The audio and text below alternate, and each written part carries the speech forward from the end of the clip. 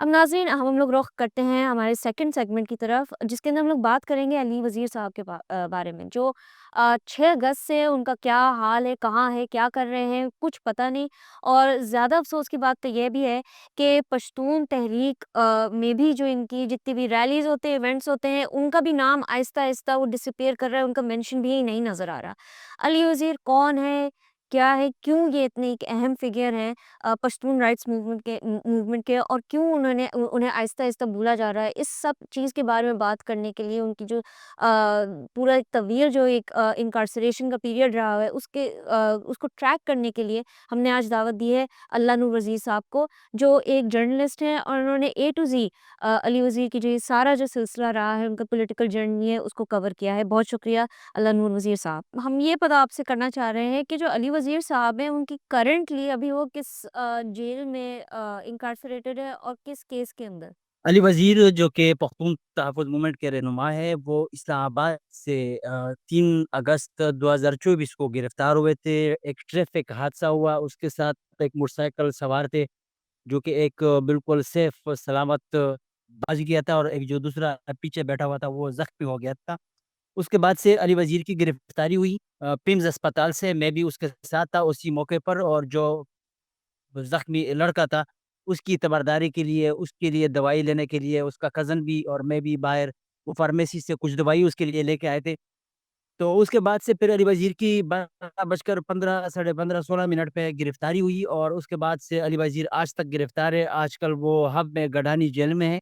और केस तो जितने भी केसेस थे उनमें सब में ज़मानत अली वज़ीर की हुई है। और अभी सिर्फ़ जो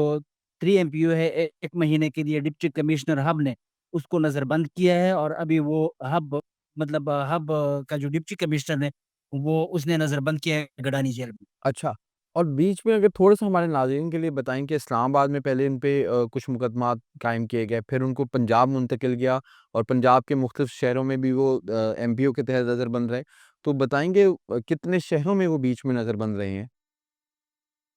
बिल्कुल, ये जब इस्लामाबाद में 3 अगस्त को गिरफ्तार हुए थे, और फिर 3 एफआईआर दी इस्लामाबाद पुलिस ने। एक एफआईआर दी G9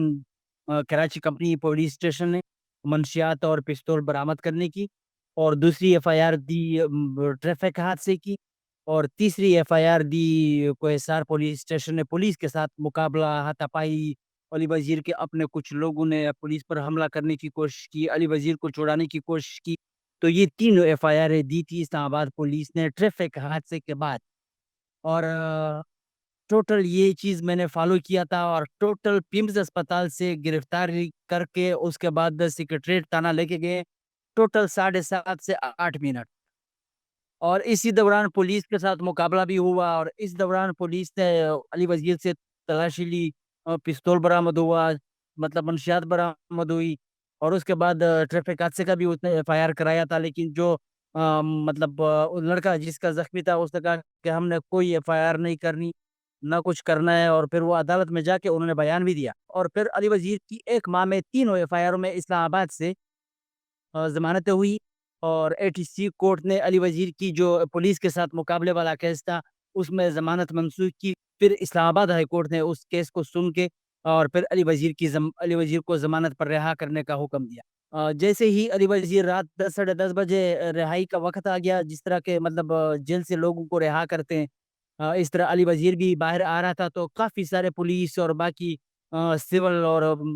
कपड़ों में मलबूस लोग आए हुए थे। कम से कम 10 से 15 गाड़ियाँ थी, और फिर अली वज़ीर को अडयाला जेल रावलपिंडी से रात साढ़े 10-11 बजे के दौरान फिर गिरफ्तार किया, और फिर लेके गए नामालूम मकाम पर। तो 2, 3, 4, 5 दिन बाद पता चला कि अली वज़ीर को गुजरात लेके गए। फिर गुजरात डिप्टी कमिश्नर ने 2 दफ़ा 3 एमपीओ के तहत उसको नज़रबंद किया, और एक दफ़ा 3 एमपीओ तो 15 दिन कंप्लीट हुआ, दूसरी दफ़ा 3 एमपीओ जब कंप्लीट हो रहा था, तो लाहौर हाई कोर्ट में केस थी, और फिर लाहौर हाई कोर्ट ने अली वज़ीर को ज़मानत दी, और जो डिप्टी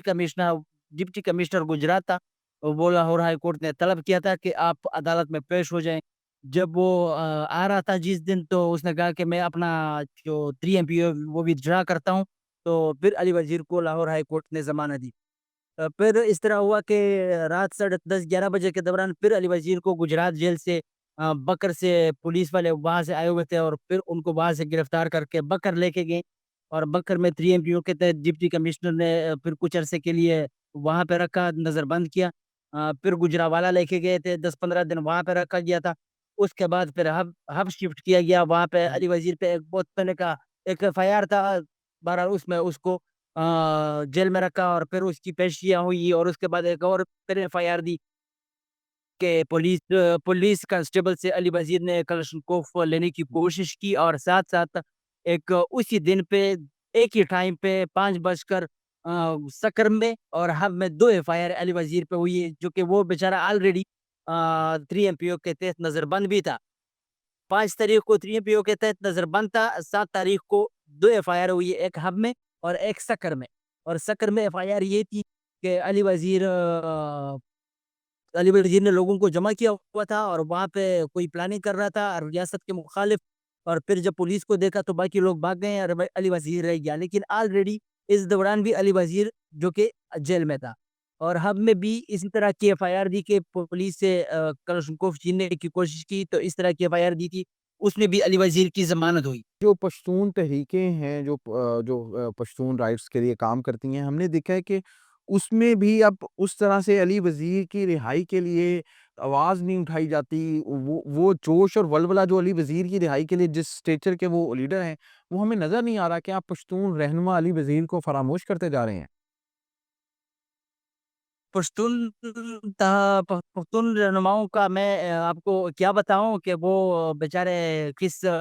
صورتحال سے مطلب آمنا سامنا کر رہے ہیں۔ آلریڈی خیبر پختونخوا میں امن و امان کی سیکورٹی کی جو صورتحال ہے وہ اگر آپ دیکھ لیں تو انتہائی خراب ہے۔ اس پہ بھی وہ بیچارے بات نہیں کول کر سکتے، اور ساتھ ساتھ بلوچستان میں حالات آپ کے سامنے ہیں۔ آئے روز واقعات رونما ہو رہے ہیں اور مختلف علاقوں میں خاص کر ریاستی ریٹ بھی نہیں ہے۔ تو علی وزیر کو تو بالکل انہوں نے بول دیا ہے کہ علی وزیر جیل میں ہے اور پچھلے کئی عرصے سے جیل میں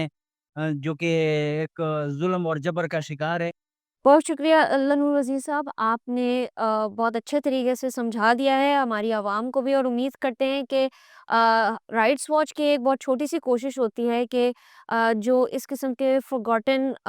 پولیٹیکل ایکٹیوسٹ ہیں، جو ہیومن رائٹس کے لیے، پرسون رائٹس کے لیے کام کر رہے ہیں، ان کو پھر دوبارہ وہ جو ایک ایفرٹ تھی ان کی ریلیز کے لیے، وہ پھر دوبارہ اس میں ایک جوش پیدا ہو، اور وہ پھر دوبارہ ہم لوگ امید کرتے ہیں کہ